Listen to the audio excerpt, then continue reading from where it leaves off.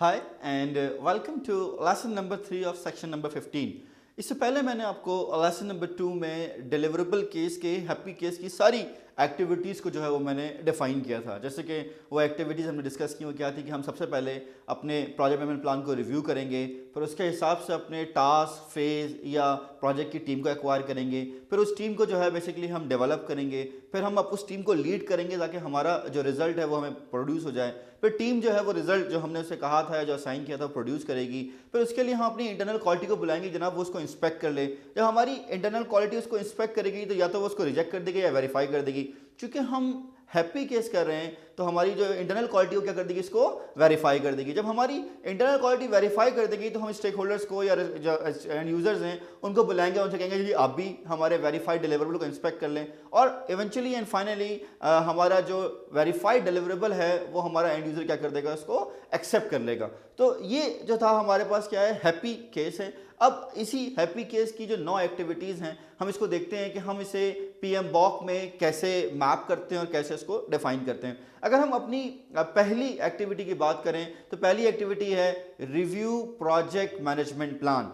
थोड़े पहले मैंने आपको, जब मैं लेसन 1 में बात कर रहा था, मैंने आपको पूरा 5 प्रोसेस ग्रुप्स का ओवरव्यू दिया था। तो हमने कहा था कि जनाब प्लानिंग से जब हम एग्जीक्यूशन में आते हैं तो हम प्रोजेक्ट मैनेजमेंट प्लान को लेकर आते हैं, और हमने काफ़ी डिटेल में प्रोजेक्ट मैनेजमेंट प्लान के कंटेंट्स के हवाले से बात भी की हुई है। तो जब हम एग्जीक्यूशन करेंगे तो एज अ प्रोजेक्ट मैनेजर हमारी जिम्मेदारी है, हम ये देखेंगे जनाब हम अपने प्रोजेक्ट के स्कोप को या स्केड्यूल को या कॉस्ट को किस तरह से मैनेज करेंगे। अगर आप इसको रेफरेंस के तौर पर लिखना चाहें तो आप देख सकते हैं कि PMBOK के पेज नंबर 79 पर जो PMI का प्रोसेस है 4.3 direct and manage project work, उसका जो पहला इनपुट है वो बेसिकली हमारे पास जो है वो प्रोजेक्ट मैनेजमेंट प्लान ही है।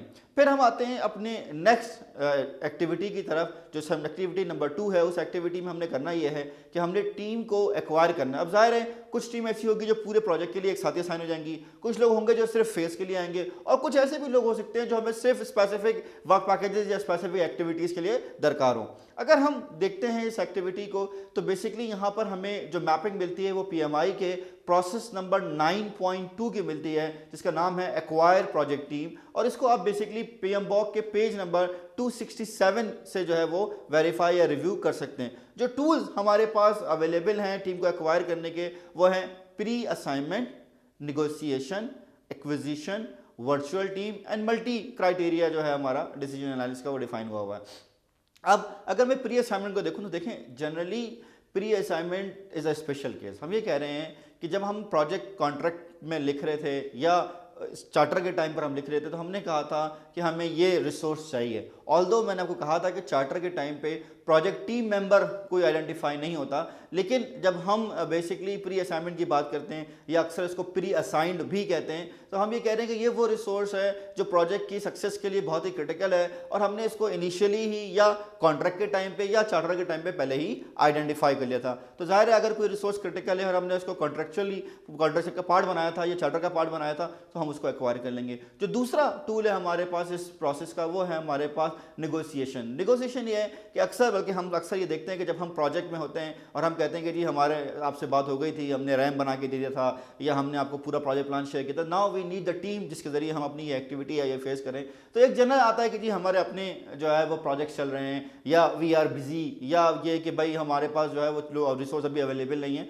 तो आपने करना है कि आपने नेगोशिएशन करनी है। आप ये नहीं कहना कि मैं आपके बॉस से बात करूंगा या मैं आपको झगड़ा करूंगा। यहीं पर ही आपकी नेटवर्किंग स्किल्स एवर्ड से कि वो यहाँ पे इफेक्टिवली इंप्लीमेंट होती है कि हम किस तरह से दूसरे डिपार्टमेंट से और दूसरे लोगों से इंगेज करके अपनी रिसोर्सेज को टाइम पे लेते हैं। और मैं समझता हूँ कि आप एक रूल ऑफ थंब बना लें कि जी जब भी हमें रिसोर्स चाहिए होगी मिनिमम 2 वीक्स पहले या 1 महीने पहले हम आपको इंडिकेट कर देंगे। ऑल्दो अक्सर प्रोजेक्ट्स में एक्टिविटीज़ बहुत तेज़ी से आगे पीछे हो रही होती हैं और ये आइडेंटिफाई करना कि किस स्पेसिफिक डेट को हमें रिसोर्स चाहिए तो टफ हो जाता है। लेकिन अगर आप केयरफुल प्लानिंग करें और अपनी एक्टिविटीज़ को जो है वो इस तरह से अलाइन करें कि आप रिसोर्सेज को प्रिडिक्ट कर सकते हो तो वो that will be good for you. और अक्सर हमने प्रोजेक्ट्स में देखा है कि ज़ाहिर है रिसोर्सेज अपने ऑपरेशनल एक्टिविटीज़ में या अपने डिपार्टमेंट के कामों में बिजी होती हैं, तो आपके लिए बेहतर ये होगा कि आप एक तो पूरा प्रोजेक्ट प्लान शेयर कर दें और उसको वो टाइम पीरियड बता दें, रेंज बता दें कि जनाब इस टाइम से इस पीरियड तक हम ये कर रहे हैं और एग्जैक्ट डेट्स हैं लेकिन इसमें फ्लेक्सिबिलिटी हो सकती है, तो वो आपके लिए आसानी हो जाएगी। देन हमारे पास जो आपका एक्वायर टीम का थर्ड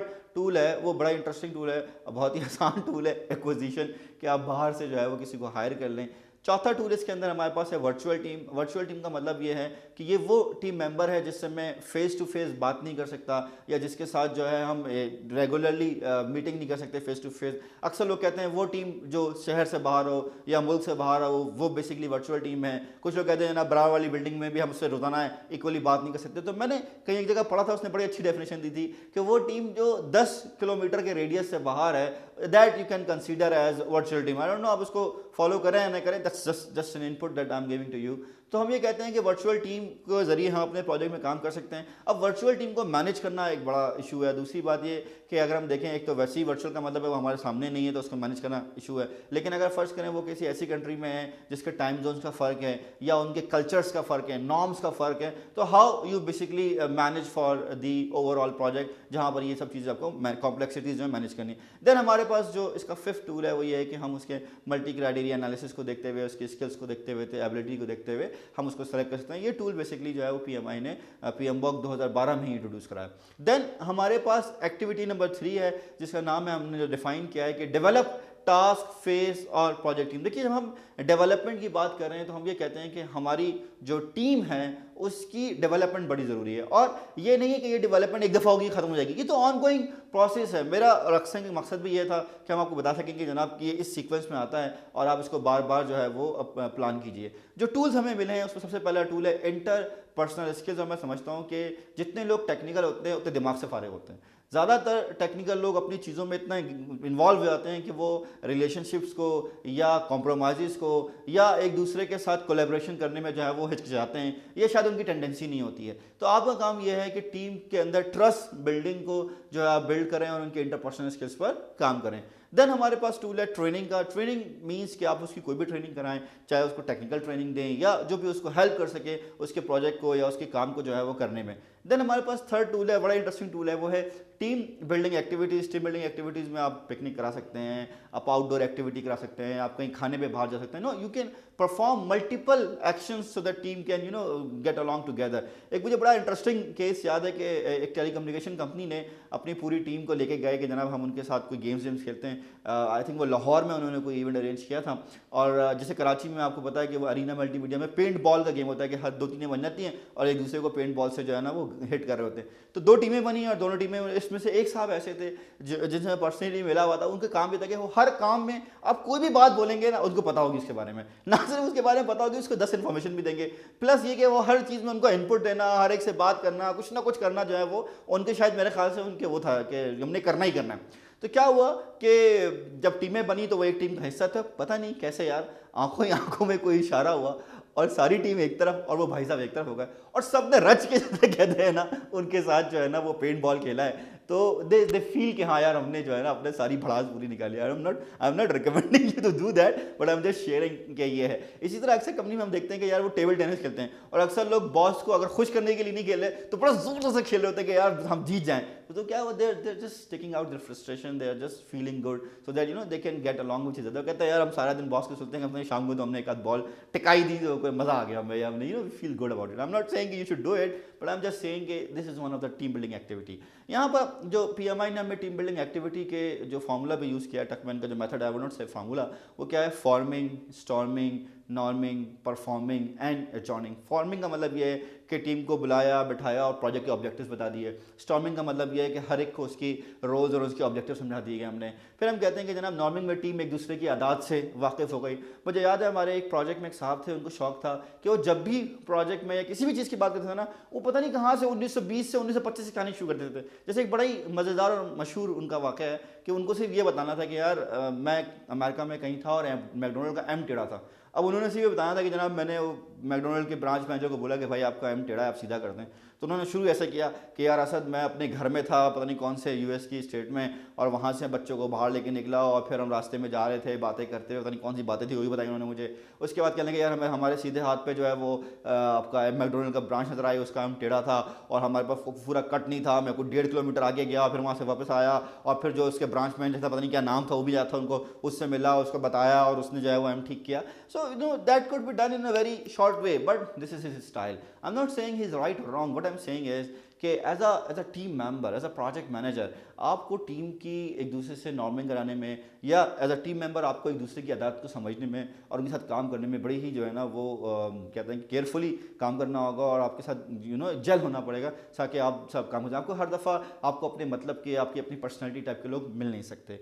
देन हम ये कहते हैं यहाँ पर एक इंपॉर्टेंट टूल है ग्राउंड रूल्स के, टीम को बता दिया जाए कि जिस जगह हम काम कर रहे हैं, जिस एनवायरनमेंट में हम काम कर रहे हैं, जिस कंपनी में हम काम कर रहे हैं, उसके जो है वो एक्सेप्टेबल बिहेवियर क्या है और हमने किस तरह से जो है एक दूसरे के साथ मिलकर काम करने हैं।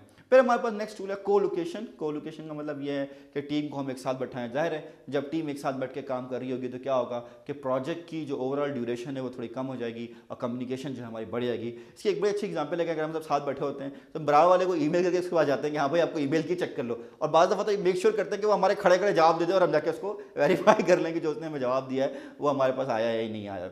फिर हम ये कहते हैं कि हमारे पास रिवॉर्ड्स एंड रिकग्निशन सिस्टम है, और रिवॉर्ड्स एंड रिकग्निशन सिस्टम में बेसिकली हम ये कह रहे हैं कि हम team based reward and recognition system को जो है वो फॉलो करें रादर देन ये इंडिविजुअल को हम फॉलो करें। जैसे कि हम कहते हैं employee of the month select करना is not a best reward system because वो टीम कोहेसिवनेस को जो है वो तोड़ता है। जैसे अक्सर हम सुनते हैं कि क्रिकेट के मैच में जिसको मैन ऑफ द मैच मिलता है वो जो अमाउंट है वो इवेंचुअली पूरी टीम में डिस्ट्रीब्यूट हो जाती है। इसी तरह मुझे याद है आई थिंक 2010 की बात है, आवाज़ इन इस्लामाबाद में मैं दीवा रेस्टोरेंट है, it's not Islamabad actually it's Pindi, वहाँ पर मैं गया तो खाना वाना खाया तो मैंने उसके जो वेटर था जो मुझे बिल दिया, मैं गया जो मुझे सर्व करता उसको भेजा, मैंने उसको टिप देनी है। और देखा सर आप टिप किसी को भी दें इवेंचुअली वो पूल होती है और फिर सारे के सारे वेटर्स में जो है वो एक साथ डिवाइड हो जाते हैं। I like the idea.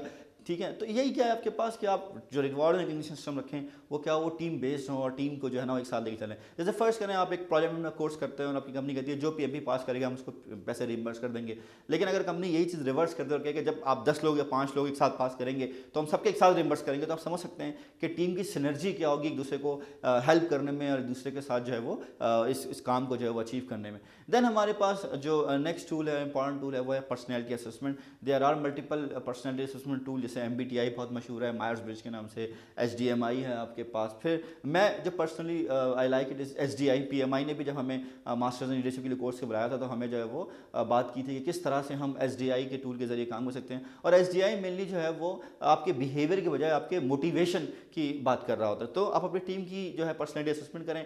कोई पर्सनैलिटी असेसमेंट राइट और रॉन्ग नहीं है, ये सारी पर्सनल ट्रेड्स हैं और आपको प्रोजेक्ट में एक्चुअली सारे टाइप के लोग चाहिए होते हैं जिनके ज़रिए आपने काम करना है, चीज़ों को देखना है। तो अगर हम चाहें कि हम ये सारे टूल्स को देख सकें तो जो प्रोसेस का नाम है वो है डेवलप प्रोजेक्ट टीम, और चैप्टर नंबर 9 में प्रोसेस नंबर 9.3 और पेज नंबर 273 पे बेसिकली आप PMBOK इसको देख सकते हैं। देन हमारे पास एक्टिविटी नंबर 4 है जिसमें basically as a project manager हम अपनी टीम को लीड करते हैं ताकि हम अपने रिजल्ट को अचीव कर सकें। और ज़ाहिर है जब हम टीम लीड करने की बात करें तो टीम लीड करने का मतलब ये है कि मैं कुछ मीटिंग्स को परफॉर्म करूँगा या मैं प्रोजेक्ट मैनेजमेंट इंफॉर्मेशन सिस्टम को यूज़ करूँगा या मैं अपनी ऑफकोर्स एक्सपर्ट जजमेंट के जरिए अपनी टीम को गाइड करूँगा कि भाई आपने ये काम कैसे करना है। क्योंकि as a project manager it's not my responsibility to do the work, my responsibility is basically to lead the team who will deliver the objectives या who will deliver the deliverables। फिर हम अगर देखते हैं कि जनाब ये PMBOK में एक्टिविटी नंबर 4 कहाँ पर है, तो जो हमारा प्रोसेस है direct and manage project work, process number 4.3 जिसको आप PMBOK में पेज नंबर 79 में भी देख सकते हैं। तो आपको यही तीनों टूल मिलेंगे, expert judgement, project management information system and meetings. फिर हमारे पास जो एक्टिविटी नंबर 5 है इसमें हम ये कह रहे हैं कि टीम प्रोड्यूसेस द डिलीवरेबल, यानी कि टीम ने जो है वो अपना रिजल्ट प्रोड्यूस कर दिया है। तो हम देखते हैं कि इसी प्रोसेस नंबर 4.3 जो कि direct and manage project work है उसका जो पहला आउटपुट है वो क्या है, हमारे पास डिलीवरेबल है। हम ये बात नहीं कर रहे कि जी डिलीवरेबल प्रोड्यूस करने में क्या मसले आए, क्या इश्यूज़ हुए, क्या एरर्स हुए, हम ये कह रहे हैं कि जी हमारे पास जो है हमारा वो रिजल्ट यानी कि डिलीवरेबल अचीव हो गया। फिर हम कहते हैं कि जब हमारे पास डिलीवरेबल अचीव हो गया तो हम उस डिलीवरेबल को एक्टिविटी नंबर 6 में क्या कह रहे हैं कि जी इंस्पेक्ट करवाने के लिए इंटरनल क्वालिटी के पास ले गए।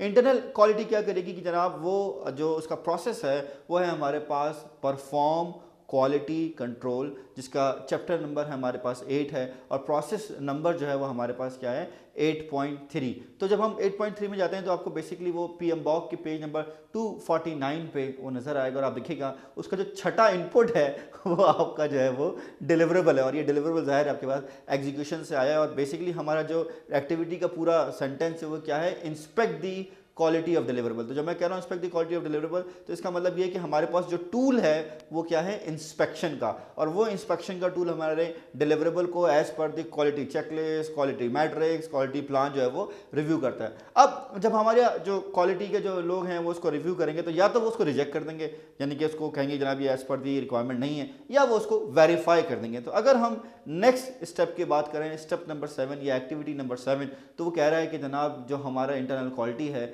उसने आपके डिलीवरेबल को वेरीफाई कर दिया है। तो अगर आप इसी प्रोसेस पर रहते हैं, तीसरा आउटपुट है आपके पास, वो क्या है, वो है वेरीफाइड डिलीवरेबल। तो अब हमारे पास जो हमारा डिलीवरेबल था, जो हमारी टीम ने बड़ी मेहनत से प्रोड्यूस किया है, वो डिलीवरेबल जो है वो क्वालिटी से पास हो गया है। अब हम क्या करेंगे कि हम अपने स्टेक होल्डर्स को बुलाएंगे, अपने एंड यूजर्स को बुलाएंगे कि जनाब आप आके इस वेरीफाइड डिलीवरेबल को चेक कर ले। तो अगर हम देखते हैं तो हमारे पास जो नेक्स्ट प्रोसेस आता है वो आता है PMBOK में चैप्टर नंबर 5 स्कोप मैनेजमेंट, और उसका जो बेसिकली ये प्रोसेस है, ये प्रोसेस नंबर 5 है, इसका नाम है वैलिडेट स्कोप। आपको ये PMBOK के पेज नंबर 133 पे जो है मिल जाएगा। और इंटरेस्टिंग बात ये कि अगर आप इसका चौथा इनपुट देखेंगे तो वो लिखा होगा वेरीफाइड डिलीवरेबल। तो बेसिकली आप देख रहे हैं कि मैं आपको PMBOK रटा नहीं रहा हूं, मैं कह रहा हूं कि भाई आप देखें कि वो डिलीवरेबल प्रोड्यूस हुआ direct and manage project work से, वो चैप्टर नंबर 4 था, फिर वो वहाँ से गया परफॉर्म मॉनिटरिंग कंट्रोल क्वालिटी में, और वहाँ पर जो है कंट्रोल क्वालिटी में उसका इनपुट आया एज अ डिलीवरेबल और आउटपुट आया एज अ वेरीफाइड डिलीवरेबल, और फिर वो वेरीफाइड डिलीवरेबल जो है वो चैप्टर नंबर 5 के प्रोसेस नंबर 5.5 वैलिडेट स्कोप में एज एन इनपुट आया, जिसके जरिए जो है वो हम उस पर अपनी इंस्पेक्शन परफॉर्म कर रहे हैं। तो स्टेप नंबर 8 में हमारे एंड यूजर ने, हमारे स्टेक होल्डर्स ने, कंसर्न स्टेक होल्डर्स ने